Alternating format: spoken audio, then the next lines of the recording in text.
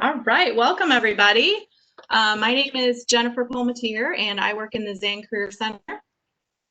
I am an employer relations specialist and I'm here to help host the What to Expect in the Fall for our finance and commercial law department. Today we're going to be covering finance, personal financial planning, and business law majors. So the format for today will be a Q&A question. So students, if you have a question that you would like to ask of our faculty members and staff about the fall semester, we'll be happy to answer those.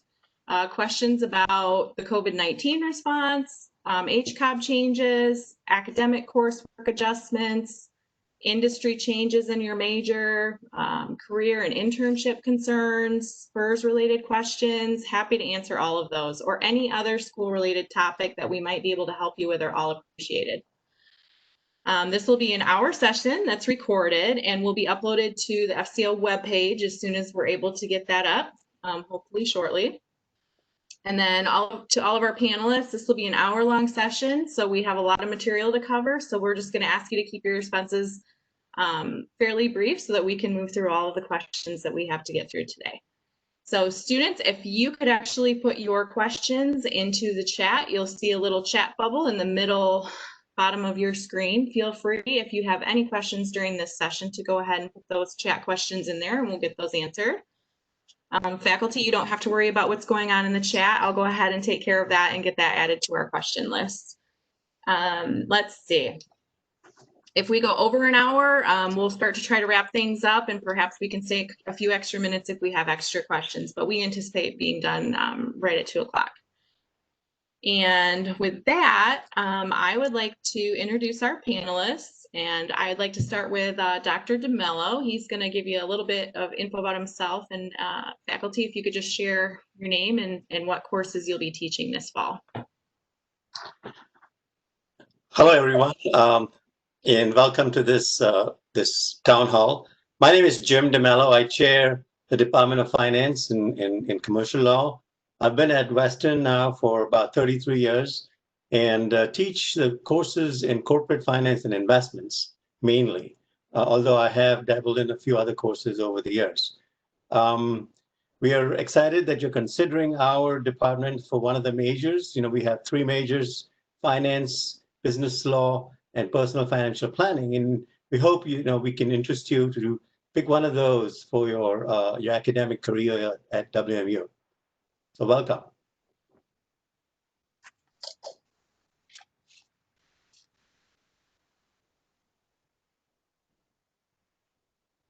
Thank you. Dr. Liu, do you want to go next? Sure. My name is Wenling Lu. I've been Western for 6 years up to now.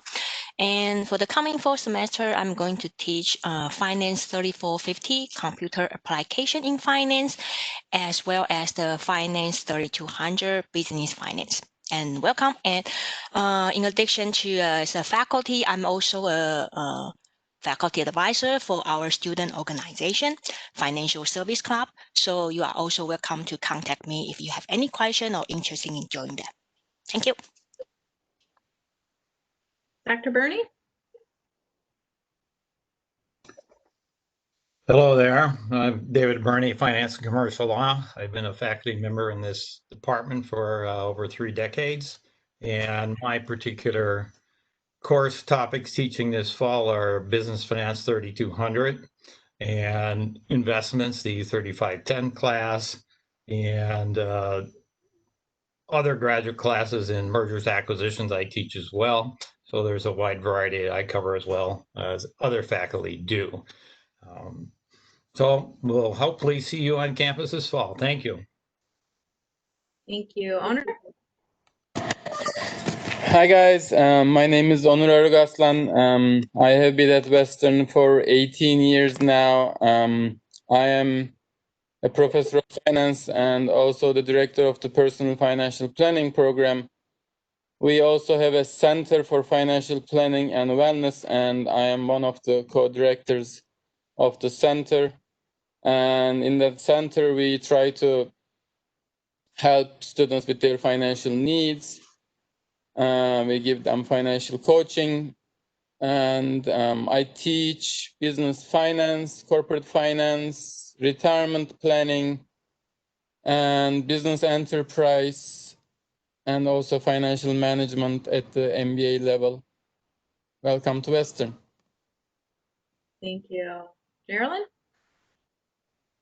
My name is Geraldine Haystack, and I'm the director of the Zane Career Center.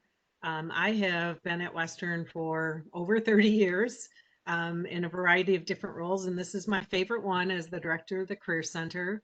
I am here to answer questions about all things careers, and I am also here to answer any questions that you might have about the SPURS program. Great. Thank you, everybody. We have a great group here today. So we've actually had our question from a student. So just a reminder to all students on the call, you may go ahead and send those questions into the chat, and I will try to get them added into our list as soon as I see them. So the first question to our faculty says, good afternoon. My question revolves around meeting with professors in person. A major success factor, in my opinion, revolves around the relationship you build with professors, not just in class, but outside of class as well. Will in-person office hours and meetings be allowed, or will the student and professor meetings strictly be virtual? Thank you. So whoever would like to go ahead and answer that question first, feel free to go ahead and start. I can respond to at least my end of it. I plan on being on campus at least 3 to 4 days a week, and we will have the department office open on Tuesdays, Wednesdays, and Thursdays from 10 to 3, I believe.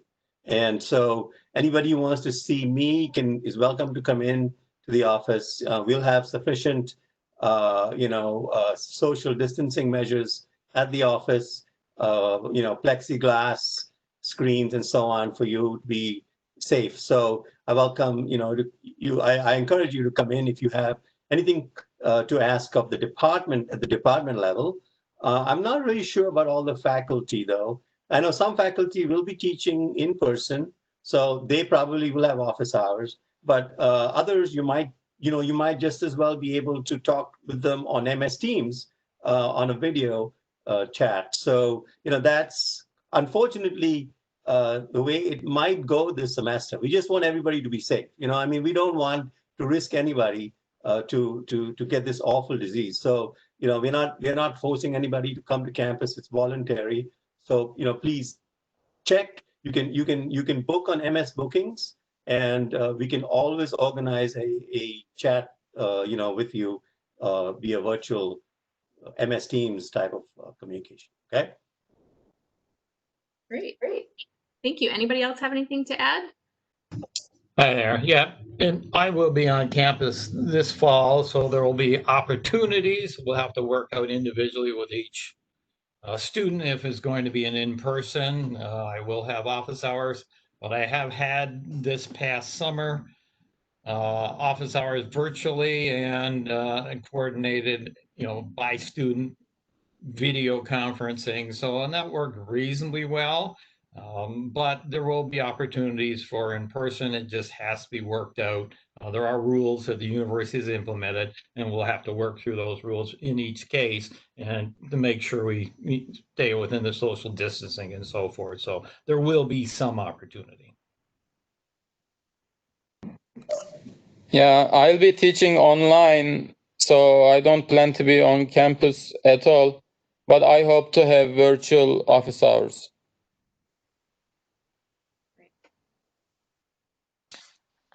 Same here. So I will be teaching online course with partially synchronized sections, and there will be a chance to meet virtually online on MS Teams. Thank you. And I would also just say for the Zane Career Center, we plan to be open from 8 to 5 this fall semester. We will be available for virtual appointments, which we've been having since March with students on a regular basis, and we've gotten some really good work done in those appointments. We also have Microsoft Bookings to be able to arrange an appointment for that, as does SPURS. The Spurs folks will be temporarily located in the Zane Career Center this semester due to the COVID, and because our large conference room is where we will have face-to-face appointments by appointment with students, with plenty of social distancing and a big enough space for us to be able to work with students who want to be seen. So if anybody wants that, we have that available, and we also have available the opportunity to do those virtual appointments. Great, thank you all. Next question is, how can there's two questions that kind of go closely together, so I'm just going to kind of lump them together here. But how can students best prepare to be successful for your coursework in the upcoming semester? And for students who are thinking about joining this major, are there specific things they should be doing to prepare?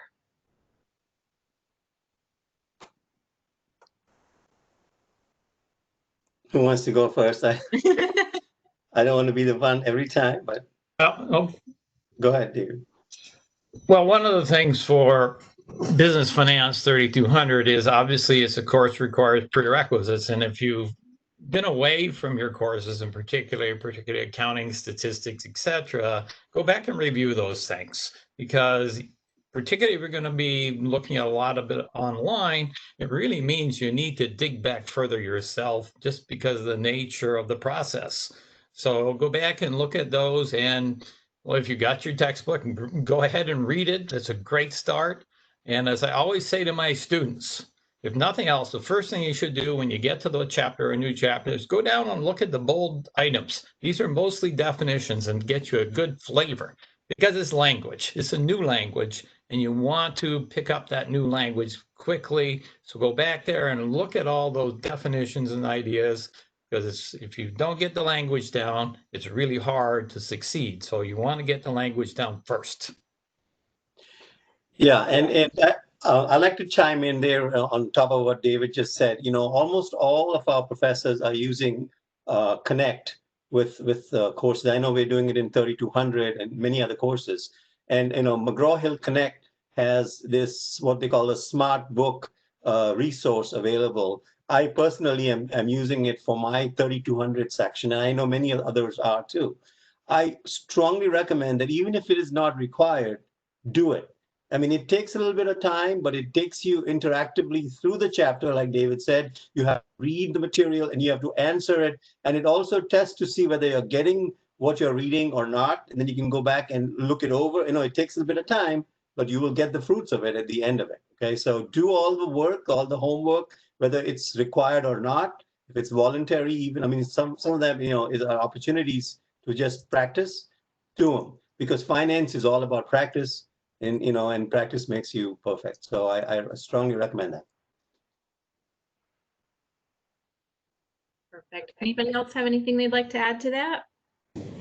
Sure. In addition to accounting and statistics, if you want to hone in your algebra skills, that would be really helpful too. For most finance courses, you need those basic algebra skills. And the other thing is, don't forget to enjoy the last days of summer. Agreed. I think that's great advice. Anybody else want anything else to add? I would just like to add that to prepare for the semester ahead, we are holding career fairs really in the sort of the same schedule that we have in the past. So, but the difference is they're going to be virtual, so there will be some things, new things to learn. You will still need a resume.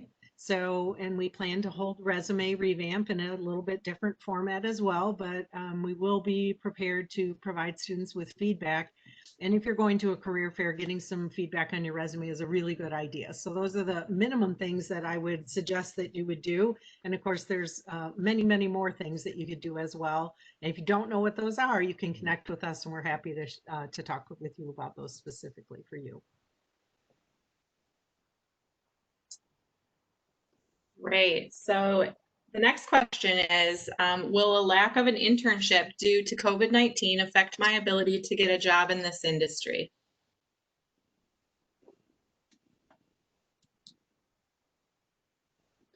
I think Geraldine might want to Sure. respond to that, Geraldine. I will absolutely respond to that. The answer is really it's unlikely that it will impact your ability to get a job if you didn't have an internship this summer in any field. Employers certainly understand this is a worldwide thing that's going on. This is nothing that's just at Western Michigan University. So this has happened all over. Some industries are gangbusters. Other industries have slowed down a little bit. And so they weren't able to hold internships this summer, and that will not be held against you. What the expectation of an employer is that you did something this summer. So if you were attending classes this summer, great, that's what you were doing. If you had an opportunity to work on some certifications or other kinds of things, or just did some information interviewing and talked to employers about where you want to land and know more about the industry that you want to participate in, all of those things are great. So, you know, the answer you don't want to be sharing with employers is that I spent a lot of time on my couch playing video games. Even if that was what you would do, I would recommend that you don't share that part with employers. So share the parts that you did to invest in yourself and make you a better candidate. And it's and even if you didn't do any of that, there's plenty of time for you to start doing those things in the fall as well. So it shouldn't hold you back from you getting a job. Again, as long as right now industries are really pretty strong. Hiring, most of our campus partners are here in the fall to hire students. They're very excited about hiring students in the fall and getting back to getting connected with students. I would just also add to that it's perfectly fine to indicate on your resume that you're offered an internship if that internship was canceled due to COVID-19, and if you need help, you know, with how to appropriately put that on your resume, we can certainly help you out with that in the Zane Career Center as well. Employers seem to be very understanding of the situation, as many employers had to cancel, so they understand what the impact of this was. And one other point is internships, although a lot did get canceled in the last year or the last 6 months, there are some that are doing virtual internships. So don't necessarily steer away from an internship because it's virtual. You can still get some experiences and learn from it. So if that comes up as an opportunity, investigate it and make a good reasoned decision to take it or not. Yeah, I agree, because I know a couple of my friends' kids who are doing virtual internships, and because people are now working from home, right? So they're getting trained to do that as well. So those opportunities might be there as well. Yeah.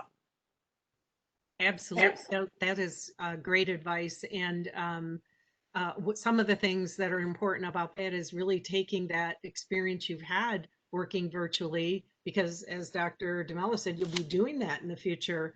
So just even having those skills and having that ability to do that is something that employers will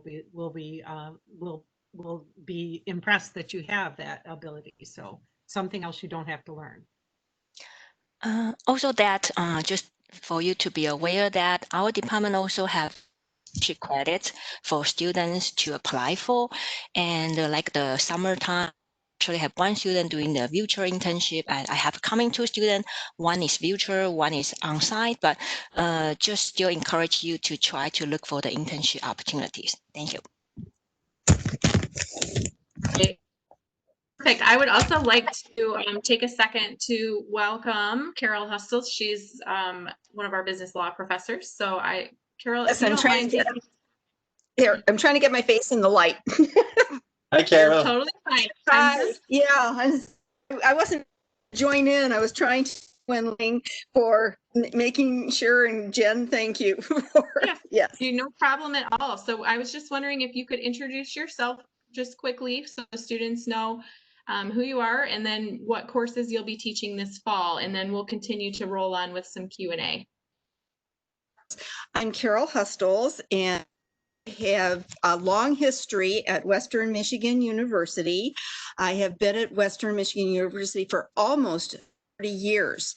And prior to joining the College of Business, a full-time faculty member, I was legal counsel. I was attorney and including as vice president and general counsel for Western University for over 14 years. Other different roles as attorney for the, it has been wonderful working directly with students. So I have both my Juris Doctorate and my PhD, and I have been teaching several different kinds of law courses, primarily Law 3800. That is the legal environment course, which all the business students need to take. And I teach sections and small sections of that. This semester, I will be teaching the large, well, what used to be the auditorium section, and there are, I think, about 240 students registered for that. And then I also have 2 other sections of Law 3800. But I have also taught criminal procedure and marketing and sales law. And so it is an honor for me to help the students as best as possible with decades of some practical experience as well to how important law is in business. You can't escape the law. The law is everywhere, and the law is an aspect, and it's not only in business, it's in every single profession. And also it is in your personal lives. So whatever you can do to help with getting the students to understand the law better. And we certainly do have a fascinating legal environment these days. So that is what I do. I hope that suffices. Yes, absolutely. Thank you. Let's see. The next question we have for the group is, so if you're conducting your class online in the fall, what technologies will you be using to communicate for class?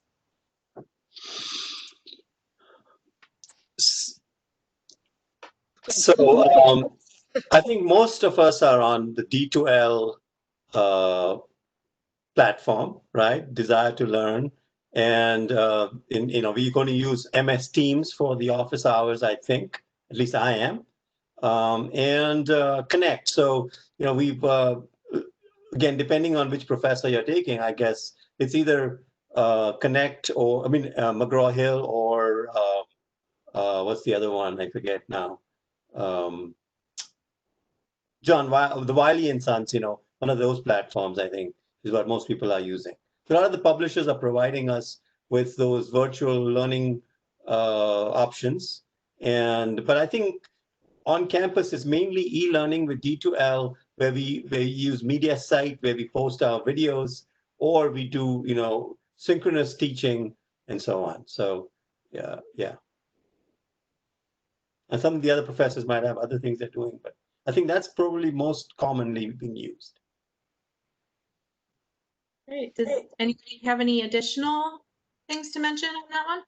Well, I think Dr. Mello was fairly clear that most people are using those platforms, the e-learning platform, et cetera, and things like Connect. But of course, as mentioned, it's for myself, it's a combination of MS Teams and WebEx, or for the video online portion. So it'll be those for myself, the 2 common platforms. I will be using, my courses are listed mostly as asynchronous. In other words, I will be recording and the lectures utilizing PowerPoint so that there is some visual along with how I am lecturing. And I'm likely to at least invite students to have a synchronous meeting. For example, I might just schedule one. We'll need to keep up every week with the posted assignments, with the Connect assignments, keep up with the lectures, because you don't want to fall behind, because they may be available to pull up later, but you want to keep the momentum of building one lecture after another lecture and the materials. That helps so much in the success. And then will be, I know that students are able to go back and pull those up during some flexible time. So it actually may be very to some students. And when they are pulling up the lectures or what they're catching up on.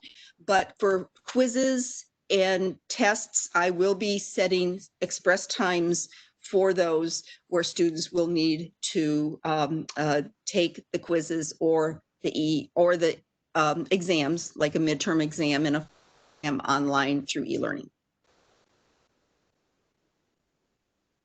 And the other thing also is that, of course, students are welcome to email me to try to set up a virtual office meeting, or I might try to set some of.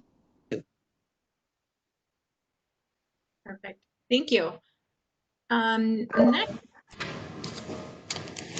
Just quickly, I will send weekly email reminders to let students know that the deadlines are, usually Friday midnight for the different assignments or quizzes or other things that I'm expecting them to do.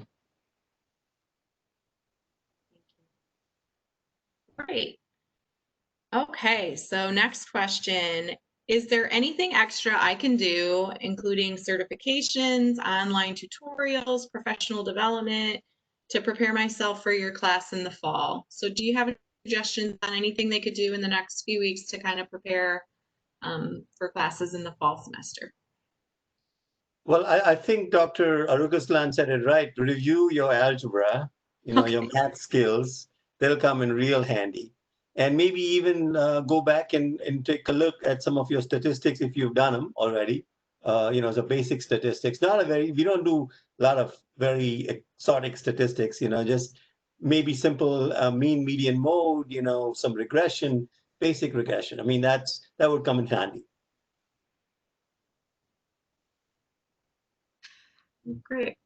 As opposed to math, for the law classes, I can't urge you enough to try to start paying attention regularly.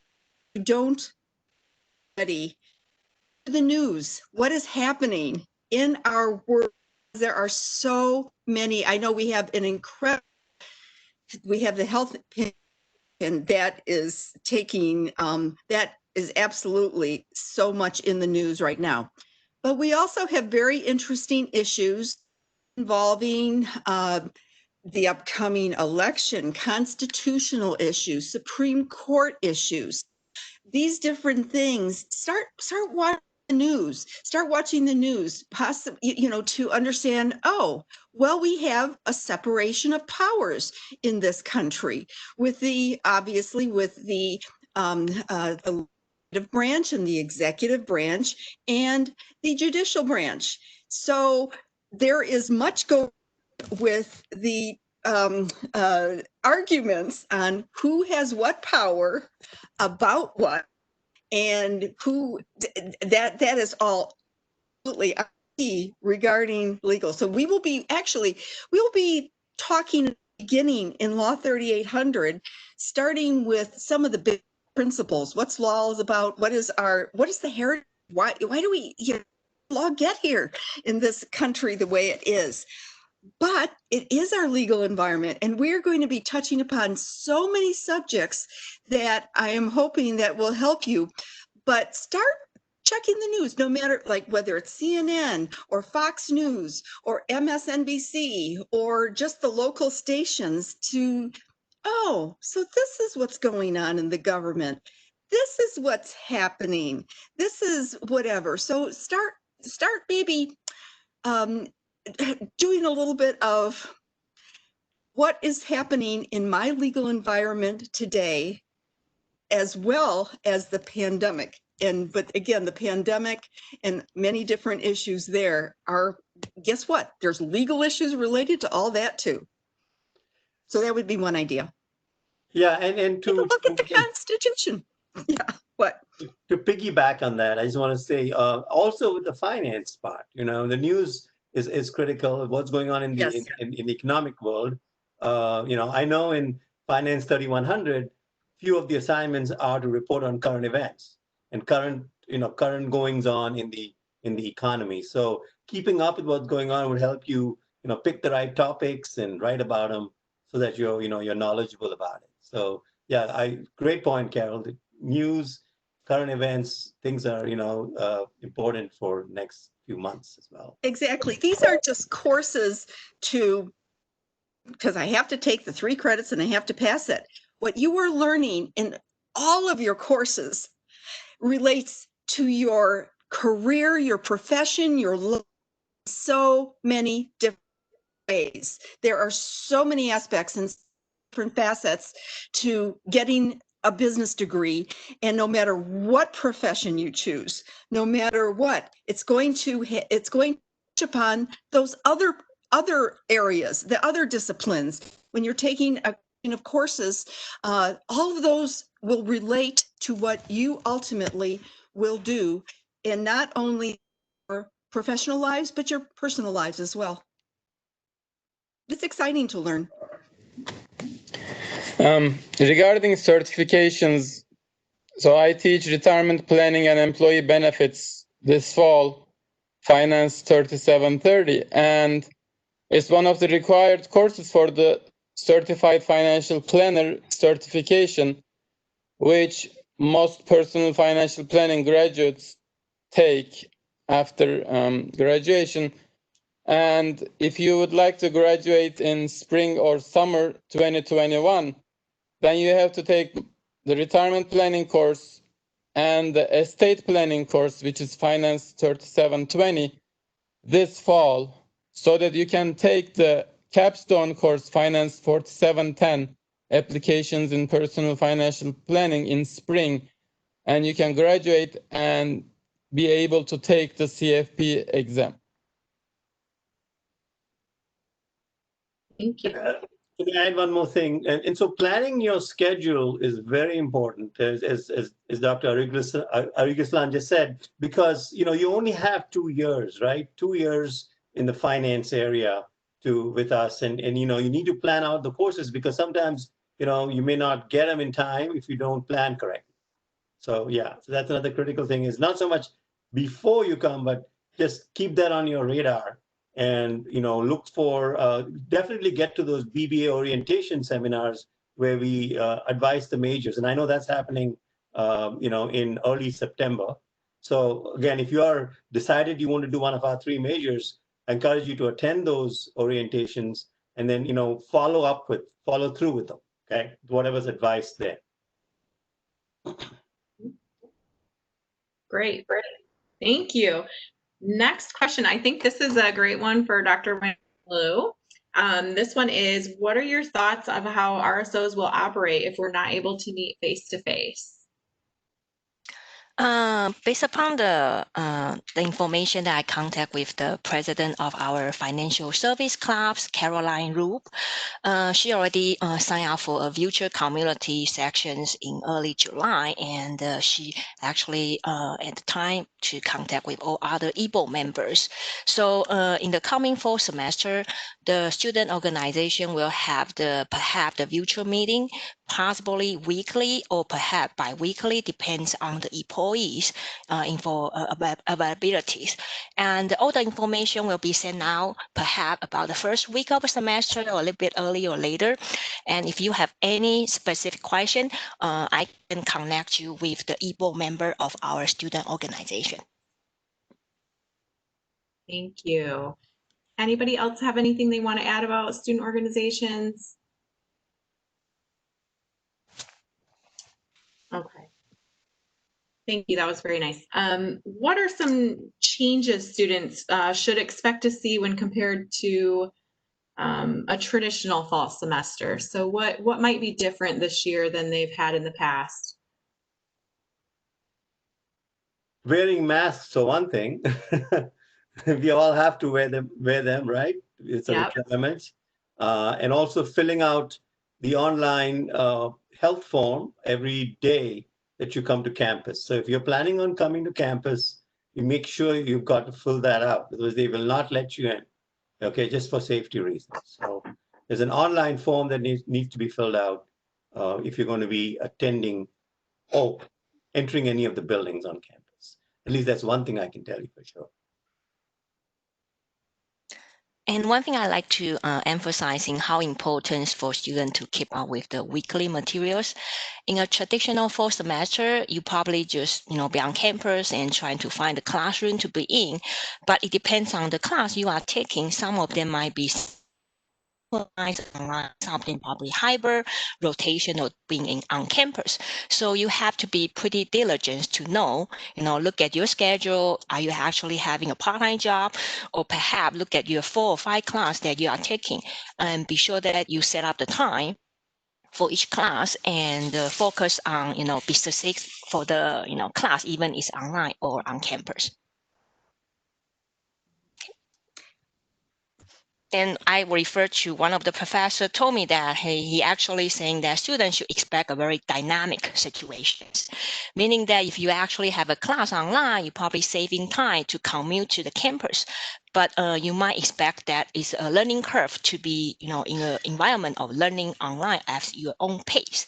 So basically, he's just trying to have students be sure that, whatever the time you basically spend, on campus, traveling, a commute, or perhaps, sitting in the classroom, be sure that all the requirement for each class was being, keep up with yourself. And the best communication with the professors. Do not expect every professor will set up the same, weekly emails notification, or perhaps the timing, what would be the deadline, the exam, and it should be pretty much keep up with yourself, have a very healthy style, get back to the routine. Like even myself, summer section, no class, no teaching, so I pretty much all my time. So now you need to be knowing that you have actually 3 or 4 or 5 class are taking.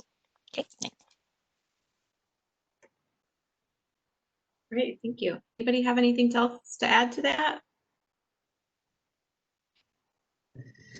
So I think from a career center perspective, one of the biggest changes that's going to happen this fall is the online career fairs.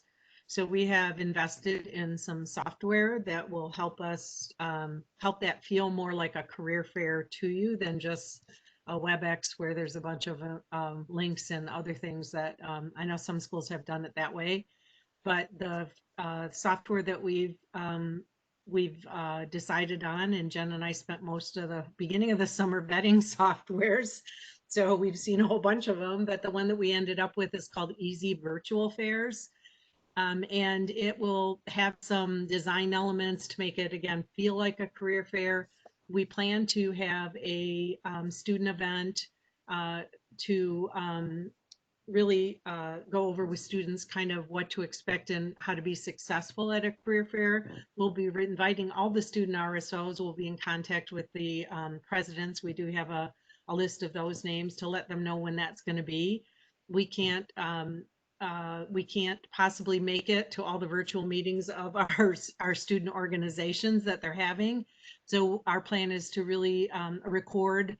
We'll invite everyone who can attend, and then we'll record it, and it will be something that they can review on if that time, whatever time we picked, interferes with a class or whatever. So, but learning how to do career fairs correctly, virtual career fairs, it's just going to be a little bit different. So we plan again to help students understand what those differences are and to provide that information to students before the career fairs. Yeah.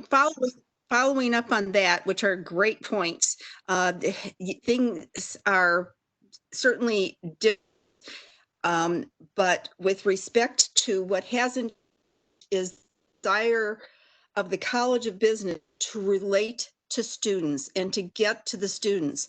I am a faculty advisor for the Student Leadership Advisory Board, and Dean Deshpande is so anxious to have the contact with the students, with and has established this a student board, a liaison board, to make sure that they can work with student organizations to get input and to then have this great relationship with the dean's office. And there are already communications. And so following up on, be sure to check out current registered student organizations and get involved in those and let your feelings be known, because our wants to hear and from the students and possibly through the registered student organizations, because that is a good way to do this. But the office has set up an actual student leadership advisory board to be a liaison between the dean's office and the business students, and that is important. That has not changed for to do it. And just following up on that as well, I think all of the faculty members would be more than welcoming for your comments and thoughts as to how, as this progresses, your input with your tech savvy as the students, let us know what your ideas are. Let us know what your ideas are as we progress along. So I think that we're all very interested in what you may have to, your thoughts and what can make things, our courses, better for you and a better, or just a more conducive learning environment. Go ahead.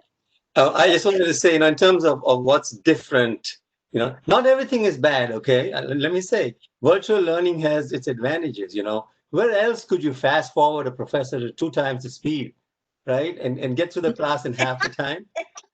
And also on the plus side, I mean, you've got the lectures now. If you missed it, or you were, or you just didn't listen the first time, you can go back and re-listen. I wish I could do that. Some of the classes that were really great that I slept in, right? And I can go back and I could have listened to them again. And you have that opportunity now with these recorded lectures. So it's not all bad. These are some really good opportunities. You've got interactive video, stuff that's right down your alley. So you've got to take advantage of it and push us faculty, to give you more. And we're willing to do that. But we got to give us the suggestions, like Carol said. Okay. I love that, Dr. DeMello. Somebody else mentioned in another previous town hall that great teachers, instructors, faculty in the classroom are also great teachers, faculty, instructors online. So, this is going to be a good experience for all. And honestly, Dr. Hustles, your comment leads into the next question very well, because the next question was, how do you anticipate building a sense of community with students? So you've already mentioned the student orgs and the open door policy of just giving suggestions and, making this a very, conversational, piece as far as how classes are going and suggestions and all of that. So if anybody else has anything to add on how we plan to build a sense of community during this time, I think, if anybody else has anything to add to that, that would be great. I would just add one more thing to think about as students. Sometimes students may feel that I don't want to speak up because I don't want anyone to think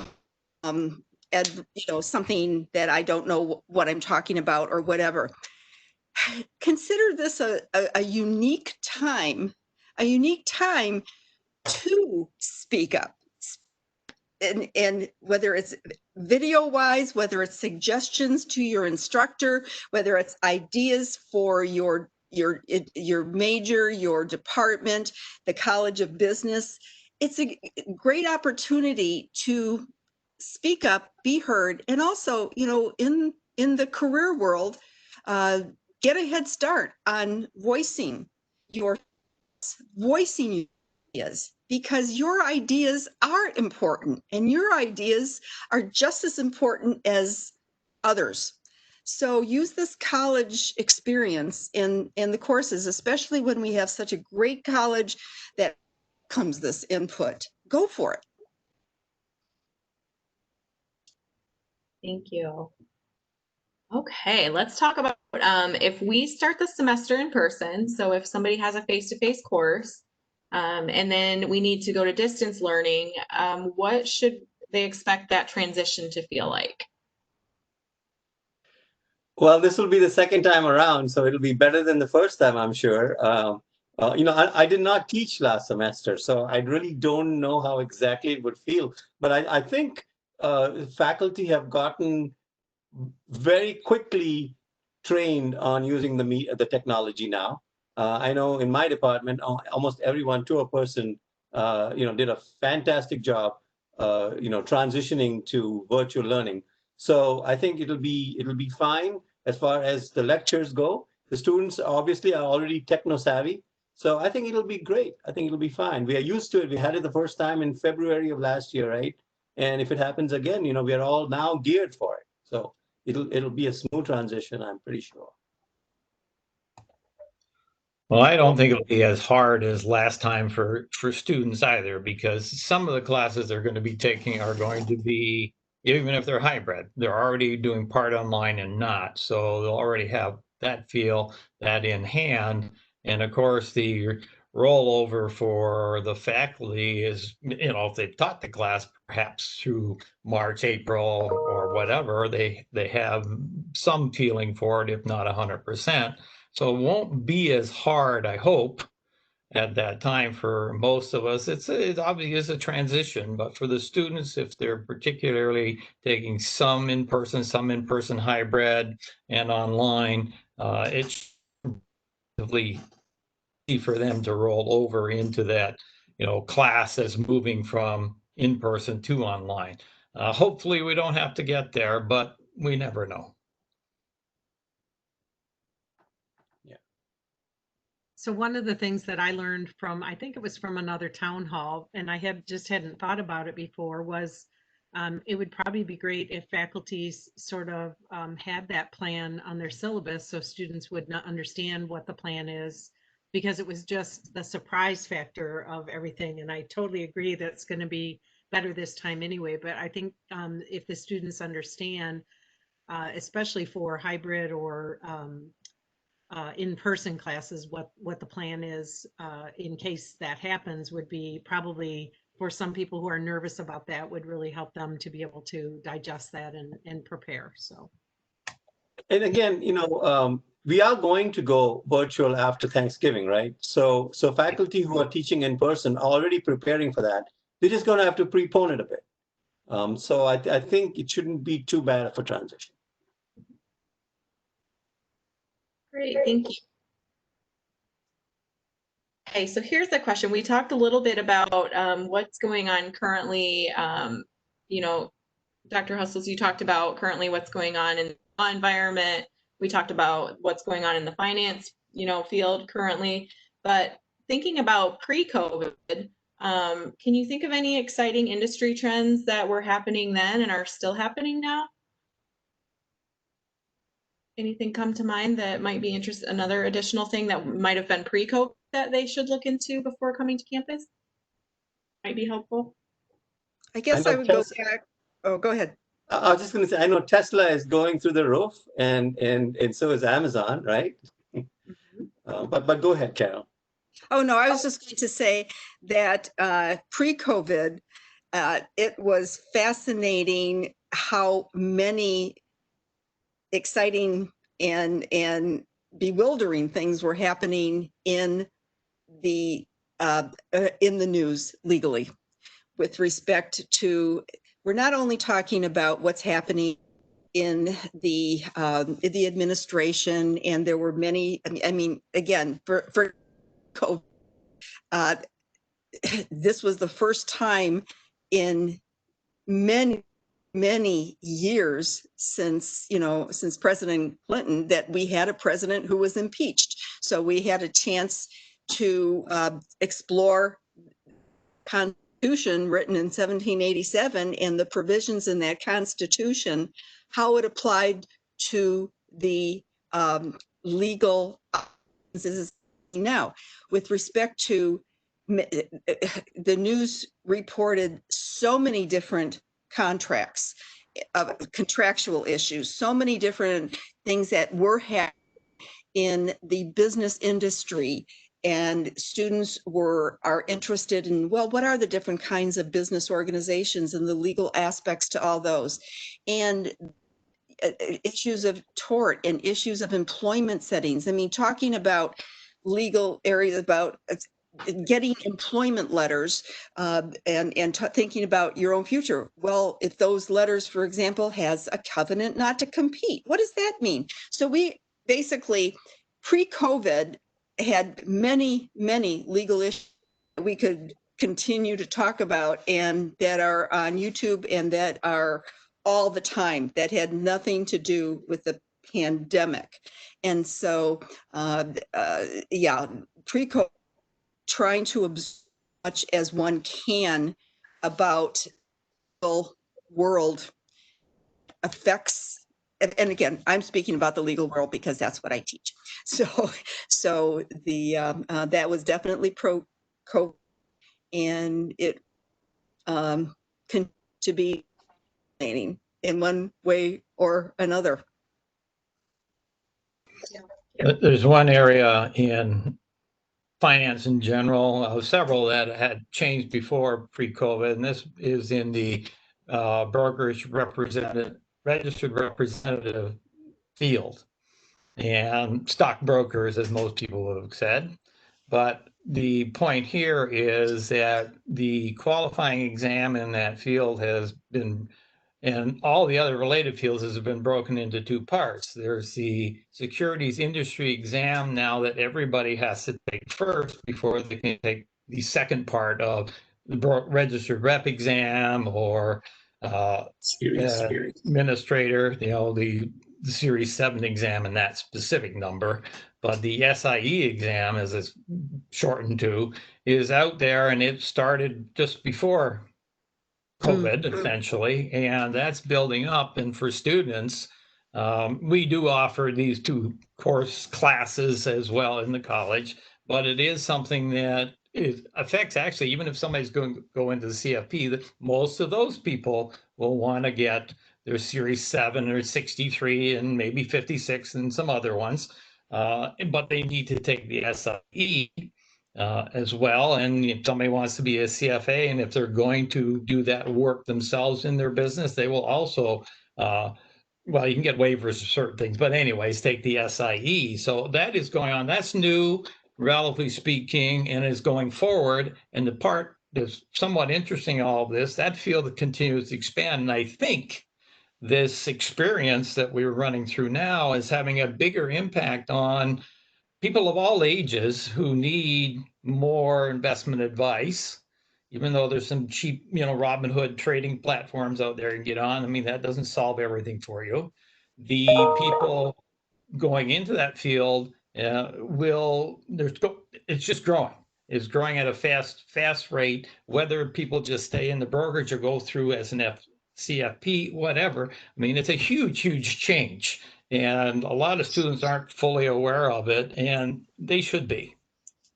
But that's a big change, an interesting one, among others. Yes. And regarding to Dr. Bernie's point that CFA, which is going to be scheduled 4 times next year, and it's going to be computer-based rather than paper-based due to COVID-19, there's no chance to hold the events that in a big hall that everybody take exam. So if you are interested in a CFA, they actually have 3 levels of the exam. Now the level 1 exam is going to be held 4 times per year next year, and level 2 and level 3 will be 2 times next year.